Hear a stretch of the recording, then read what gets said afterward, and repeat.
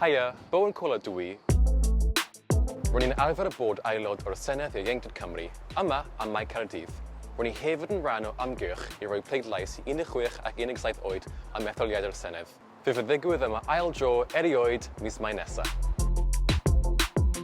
Ond, bod rai o fy ffrindiau i'n cymryd y ddordeb mewn gwleidyddiaeth, ar y llaw arall, mae yna lawer o pobl ifanc dwi'n gwybod amdano nhw fydd ddim yn pleidleisio. Hiya, ydych chi cael cwpan o te ysgolwch ynddo? Diolch yn fawr iawn.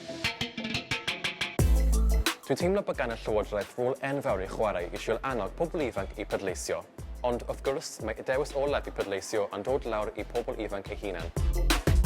Ond fy marn i, dwi'n credu fod dylai gwleidyddiaeth bod yn pwnc gwrthodol mewn ysgolion, ddim peth rhifannol, ond beth yw gwleidyddiaeth, sut i pleidleisio a beth yw democratiaeth.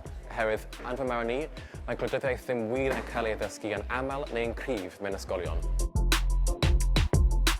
Wrth siarad gyda pobl fy oed i, mae'n amlwg bod lot o bethau sy'n bwysig iddyn nhw, fel iechyd meddwl, cyfleoedd gwaith ar iaith Cymraeg, ac mae'n gwych gweld gwleidyddiaeth yn cael mwy o sylw ar y cyfryngau cymdeithasol. Ond i fi, allwch chi ddim cael trafodaeth fanwl am gwleidyddiaeth arlein. Yn etholiad diweddaraf Senedd yn 2021, oedd dim ond 46% o pobl ifanc o 16 ac 17 oed yn pleidleisio. Os byddwn ni eisiau gweld hynny'n gwella, bydd angen i ni cael addysg gwleidyddol gwell yn ysgolion.